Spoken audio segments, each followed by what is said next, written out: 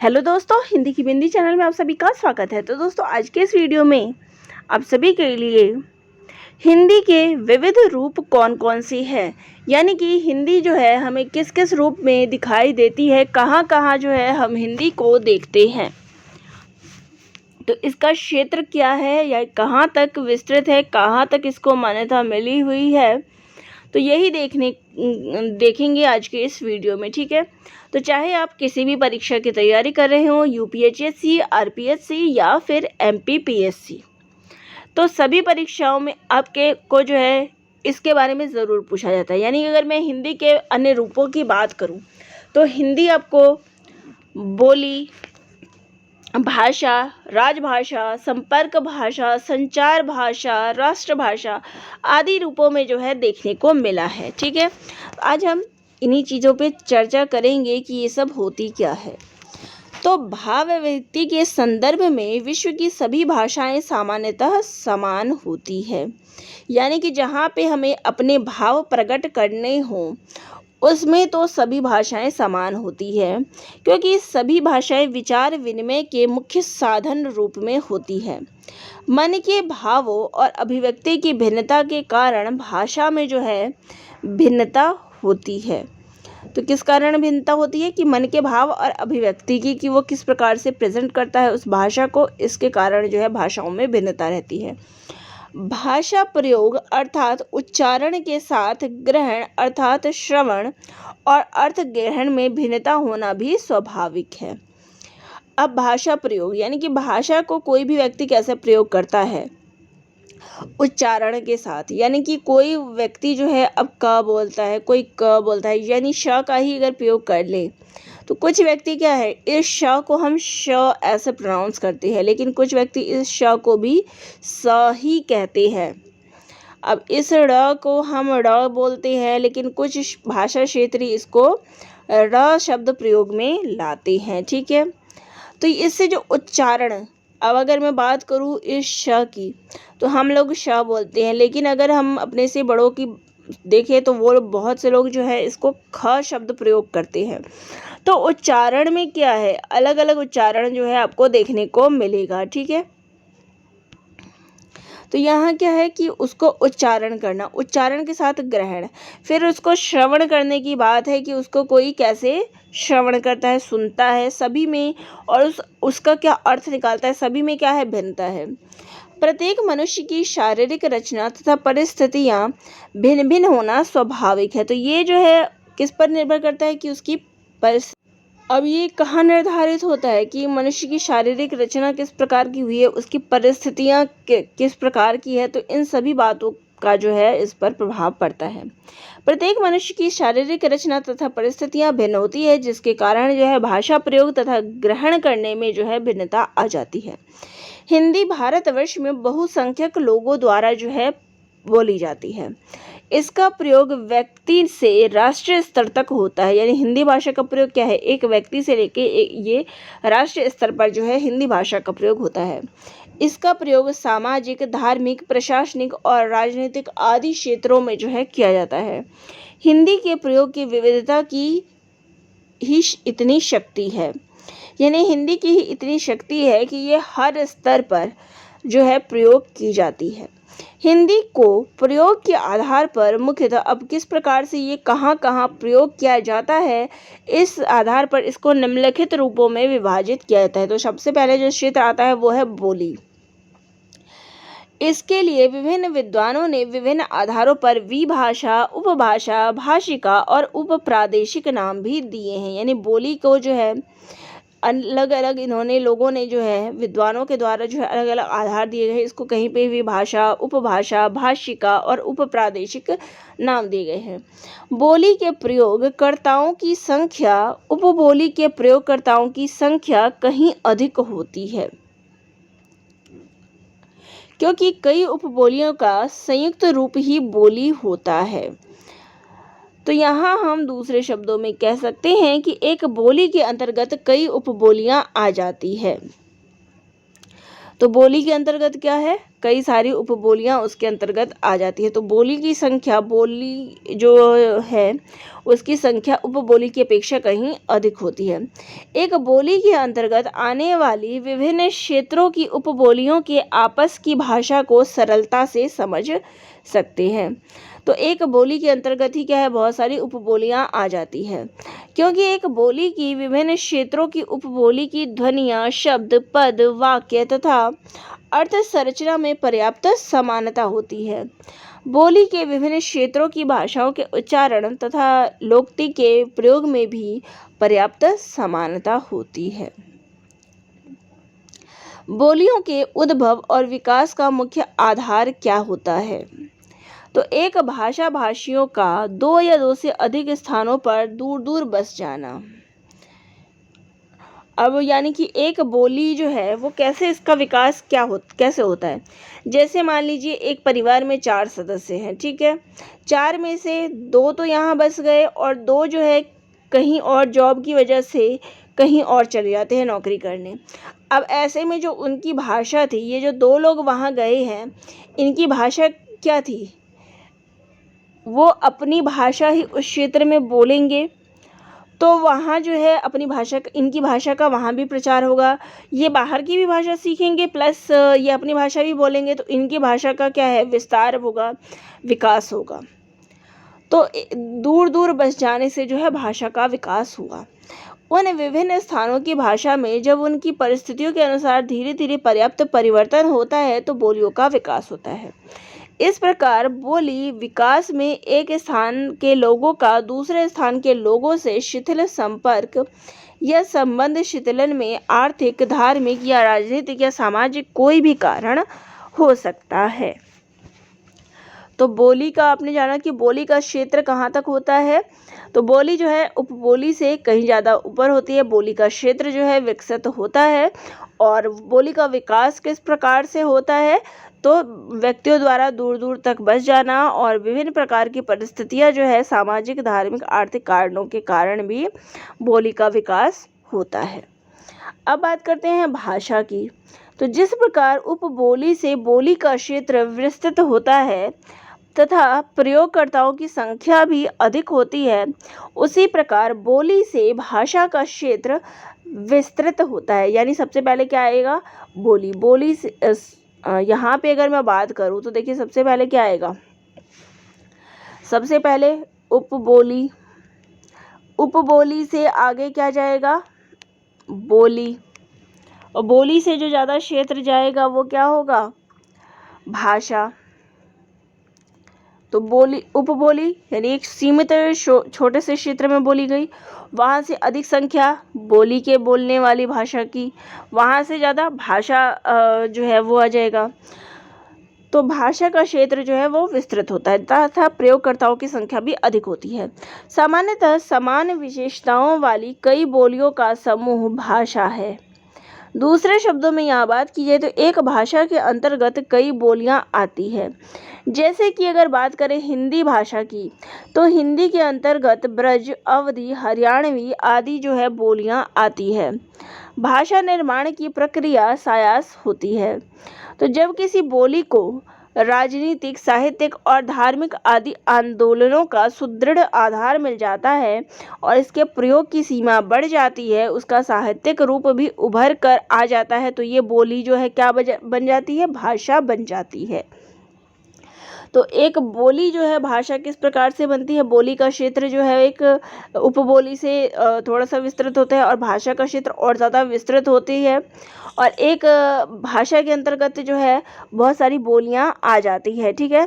इसके अलावा जो आपको याद रखना है कि बोली जो है क्या है, जब इसमें राजनीतिक, साहित्यिक और धार्मिक आदि आंदोलन जो है बढ़ते हैं, इसका सीमा क्षेत्र बढ़ जाता है। रचनाएं जब बोली में होने लगती है और तो इसका साहित्यिक रूप निखर के आ जाता है और ये भाषा के रूप में परिवर्तित हो जाती है। दिल्ली और मेरठ के आसपास बोली जाने वाली खड़ी बोली का हिंदी भाषा के रूप में विकास इसी प्रकार हुआ। भाषा, लेकिन अब यहाँ पे बात करें कि भाषा और बोली में क्या अंतर है, तो यहाँ पे आप चलिए पढ़ते हैं। जब आपने बोली और भाषा के बारे में जाना तो इसका अंतर क्या है वो भी देख लेते हैं। तो भाषा का क्षेत्र बोली की अपेक्षा क्या है, विस्तृत होता है। भाषा के प्रयोग करने वालों की संख्या किसी भी बोली के प्रयोग करने वाले की संख्या से अधिक होती है। भाषा के अंतर्गत एक या एक से अधिक बोलियां हो सकती है, जबकि एक बोली में एक से अधिक भाषा नहीं हो सकती। फिर है कि एक भाषा की दो बोलियों में पर्याप्त समानता होने से उच्चारण क्षमता तथा बोधगम्यता बनी रहती है, यानी उनमें समानता हो सकती है। एक भाषा की दो बोलियों में पर्याप्त समानता हो सकती है, लेकिन दो भाषाओं में ऐसा होना आवश्यक नहीं है। यहाँ अगर बात करें कि अगर एक बंगला भाषी व्यक्ति सामान्य रूप में तमिल भाषा समझ नहीं सकता, इसी प्रकार कोई तमिल का आदमी होगा वो बंगला भाषा को नहीं समझ सकता, यानी कि दो भाषा जो है वो अलग अलग होंगी। बोली में समानता हो सकती है, लेकिन भाषा में समानता हो ये ज़रूरी नहीं है। भाषा का रूप साहित्यिक तथा व्याकरण सम्मत होता है, जबकि बोली जो है क्या है, बोलचाल की एक मात्र भाषा के रूप में प्रयुक्त होता है। बोली का व्याकरण सम्मत होना जरूरी नहीं है। भाषा के प्रयोग शिक्षा तथा शासन में होता है, जबकि बोली बोलचाल तक ही सीमित रहती है। भाषा में साहित्यिक रचना होती है, जबकि बोली में लोक साहित्य संस्कृति का जैसा सहज तथा निखरा रूप मिलता है वैसा रूप भाषा में नहीं मिलता। भाषा के साथ बौद्धिकता व्यायाम साहित्य को परिनिष्ठित रूप प्रदान करता है। बोली में सहजता तथा स्वाभाविकता से लोक साहित्य का मनोरंजक रूप। तो भाषा में जहाँ हम साहित्य का परिनिष्ठित रूप देखते हैं, वहीं बोली में क्या है, लोक साहित्य का रूप जो है देखने को मिलता है। तो चलिए बात करते हैं राजभाषा की। राजभाषा यानी कि ऑफिशियल लैंग्वेज। तो जिस भाषा में प्रदेश या देश का राजकाज होता है।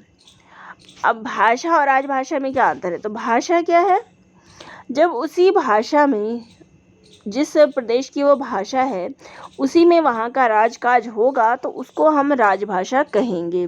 सामान्य देश की राष्ट्रभाषा ही उसकी राजभाषा होती है, क्योंकि वो जन सामान्य के व्यवहार से जुड़ी राष्ट्रभाषा होने पर इसका सरल प्रयोग हो जाता है।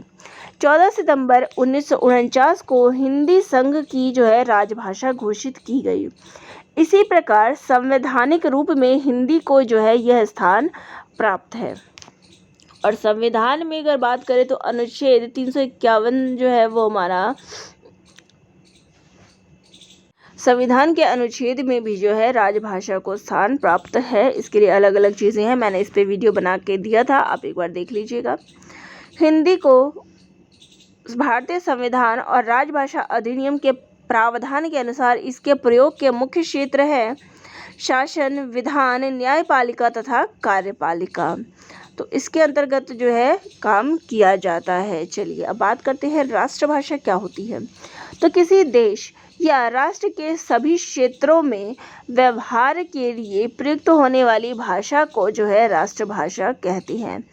अब राजभाषा से तात्पर्य वहाँ पे होता है जहाँ पे उसकी राजकाज की भाषा हो जाए, लेकिन सभी क्षेत्र में व्यवहार के लिए जो प्रयुक्त की जाती है उसको हम राष्ट्रभाषा कहते हैं। कोई भाषा मानक भाषा बनने के पश्चात ही राष्ट्रभाषा बन सकती है। राष्ट्रभाषा का पद उसी भाषा को मिलता है जिससे राष्ट्र के सभी लोग जो है परिचित हो और उसके कार्य और भाव व्यक्ति कर सकते हो। देश के विभिन्न क्षेत्रों तथा प्रदेश के विभिन्न भाषाभाषी लोग इस भाषा का प्रयोग व्यवहारिक रूप में सार्वजनिक कार्यों में करते हैं। यानी अब सार्वजनिक कार्य हम करें, जैसे कि समाचार पत्र सभी लोगों के लिए है या फिर कोई प्रोग्राम हो रहा है वो सभी के लिए है, तो अब ऐसे में क्या है, कोई ऐसी भाषा जो सभी सर्वसम्मत हो, सभी समझ सके, तो वो राष्ट्रभाषा कहलाती है। हिंदी भारत की राष्ट्रभाषा है। अहिंदी भाषी यानी कि बंगाली, मराठी, गुजराती आदि व्यक्ति भी अपनी अपनी भाषाओं के साथ सार्वजनिक रूप में हिंदी का प्रयोग करते हैं। यानी अगर ये नहीं कह सकते कि एक बंगाली व्यक्ति केवल बंगाली भाषा ही बोलेगा या मराठी व्यक्ति है वो केवल मराठी या गुजराती भाषा ही बोलेगा। सार्वजनिक रूप से सभी लोग क्या है, हिंदी भाषा का प्रयोग करते हैं। इस प्रकार राष्ट्रभाषा का संबंध जो है वो पूरे राष्ट्र से होता है और देश की उन्नति राष्ट्रभाषा की उन्नति पर बहुत निर्भर करती है। देश का अधिकांश साहित्य राष्ट्रभाषा में रचा जाता है। राष्ट्रभाषा राष्ट्र को एक सूत्र में बांधने का सबल माध्यम है। पूरे देश को एक सूत्र में बांधने वाली विविधता के कारण इसे जो है संपर्क भाषा भी कहा जा सकता है। देश के विभिन्न क्षेत्रों में हिंदी के क्षेत्रीय रूप मिलते हैं, लेकिन जो है हिंदी का क्षेत्रीय रूप जैसे कि बम्बईया हिंदी, भोजपुरी हिंदी आदि जो है इसके क्षेत्रीय रूप देखते हैं। अब बात करते हैं संपर्क भाषा की। तो संपर्क भाषा क्या होती है? तो भारत के अधिकांश व्यक्ति हिंदी समझते और इसका प्रयोग करते हैं। हिंदी भाषी क्षेत्रों में तो इसका प्रयोग होता है, किंतु अहिंदी क्षेत्रों में हिंदी का प्रभावशाली प्रयोग भाव अभिव्यक्ति में सहयोगी होता है। यानी कि अगर बात करें कि बंगाल में पंजाबी भाषी प्रदेश का व्यक्ति पहुंचता है तो बंगाली भाषी व्यक्ति को जो है पंजाबी नहीं आती और पंजाबी वाले आदमी को जो है बंगाली नहीं आती, तो दोनों जो है हिंदी को संपर्क भाषा के रूप में प्रयोग करते हैं और अपना संवाद करते हैं। तो यहाँ हिंदी जो है वो संपर्क भाषा के रूप में कार्य करती है। इसी प्रकार दो विभिन्न भाषाओं के अंतराल में हिंदी जो है बातचीत हेतु सेतु का काम करती है। हिंदी का संपर्क भाषा रूप देश की एकता का परम आधार है। देशवासियों को हिंदी को संपर्क भाषा के रूप में अपनाना चाहिए। तो इस प्रकार हिंदी का प्रयोग जो है विविधता के साथ हमारे सामने आता है, जो कि देश की एकता का सबल आधार है। अब बात करेंगे संचार भाषा की। तो अब यहाँ बात करेंगे हम संचार भाषा क्या होती है। तो संचार भाषा यानी कि मानवीय सभ्यता के विकास का प्रमुख आधार संप्रेषणीयता जन्म लेते ही शिशु अपने सर्वाधिक निकट जो है वो किसको पाता है? तो पारिवारिक सदस्य अपने माता पिता और उनके साथ जो उनकी भावनाएं संप्रेषण जो है वो वहीं से वो प्रारंभ कर देता है। तो यहाँ कह सकते हैं कि भाषा अर्जन के अथवा वह संप्रेषण विभिन्न भाव भंगिमाओं जैसे कि रोकर या फिर हंसकर अपने हाथ पैर हिलाकर जो है वो अपने भाव दिखाता है। तो यहाँ कह सकते हैं कि मनुष्य जो है जन्म से लेकर मृत्यु तक आत्म अनुभूतियों की अभिव्यक्ति उनके पारस्परिक आदान प्रदान के लिए जो है क्या है? संप्रेषण का सहारा लेता है। तो ये जो संप्रेषण है वो कौन साकार करता है? तो वह भाषा साकार करती है। तो भावों का संचार ये संप्रेषण मुख्यतः भाषिक और भाषिकेतर दो रूपों में होता है। तो अपने भाव का प्रकट करना एक तो भाषा के अनुरूप होता है और एक बिना भाषा के। तो भाषा रूप में जो होता है उसको हम लिखित और उच्चरित दो रूपों में कहते हैं। लिखित रूप क्या है? लिपिबद्ध होने के स्थान और समय की दूरी पार कर लेता है। और वर्तमान युग में अगर बात की जाए तो कंप्यूटर या संचार का युग जो है माना जाता है। तो संचार माध्यम से आज क्या है? एक स्थान से दूसरे स्थान पर हम बैठे यानी कि एक स्थान पर बैठे हैं और हमें विश्व की जानकारी जो है मिल जाती है। तो ये सारी जानकारी जो हमें मिल रही है वो संचार का ही माध्यम है, जो हम सभी जगह से जानकारी जो है हमें पूरे विश्व की हो जाती है। तो हिंदी भारत के अधिकांश लोगों द्वारा जो है बोली समझी जाती है और प्रयोग की जाती है। इसका प्रयोग केवल भारत ही नहीं, अगर भारत के बाहर के देशों की बात करें तो Guyana, Suriname, Fiji, Trinidad, Tobago, Canada, America आदि देशों में होता है। विभिन्न संचार माध्यमों में हिंदी क्या है? अभिव्यक्ति का साधन है। इलेक्ट्रॉनिक संचार माध्यमों का आधार पाकर हिंदी दीर्घकाल की सीमा पार कर वैश्विक धरातल पर जो अपना स्थान बना चुकी है। संचार माध्यमों आकाशवाणी, दूरदर्शन, दूरसंचार और कंप्यूटर में हिंदी के बढ़ते प्रयोग और प्रयुक्तियों को जो है सभी लोग देख सकते हैं। हिंदी भाषा ने इस चुनौती को स्वीकार किया और संचार जो है वो केवल देश में ही नहीं बल्कि बहुआयामी अंतर्राष्ट्रीय रूप में जो है इसने अपनी भूमिका स्थापित कर दी। तो संचार यानी कि क्या हो गया? संपर्क साधना। संचार किसके माध्यम से होता है? पहले क्या था? संचार के साधन क्या थे? समाचार पत्र आदि थे, लेकिन आजकल क्या है? बहुत सारे इसके साधन हो चुके हैं। ये बहुआयामी रूप से हो गया, जैसे कि इसमें शामिल है समाचार पत्र, आकाशवाणी, दूरदर्शन, विज्ञापन, computer, internet, website, email, ecommerce. तो ये सारी चीज़ें जो है संचार के साधन में आती है। तो समाचार पत्र प्रातः उठते ही उसे जो है कुछ जिले में खोजना, लोगों के द्वारा जो है उसके खोजने की शुरुआत हो जाती है और कुछ लोगों को तो रोज़ सुबह समाचार पढ़ने की आदत ही है। यानी कि सर्वाधिक पाठक संख्या हिंदी, और ऐसा नहीं है कि समाचार पत्र केवल इंग्लिश, हिंदी भाषी क्षेत्र जो है, बहुत सारे हिंदी भाषा में समाचार पत्र को पढ़ने वालों की संख्या हिंदी भाषा में बहुत अधिक है। हिंदी का दैनिक जागरण पाठक संख्या के आधार पर भारत का शीर्ष समाचार बन गया है। इस प्रकार हिंदी संचार भाषा की अपनी महत्वपूर्ण भूमिका सफलता से निर्वाह कर रही है।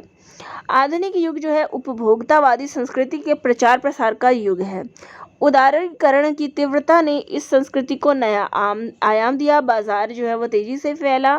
देश काल की जो ये सीमा है वो सिमट गई। उपभोक्ताओं को जो है नया वर्ग मिला। हर कंपनी क्या है अपने उत्पादन की ओर आकर्षित करने में व्यस्त है।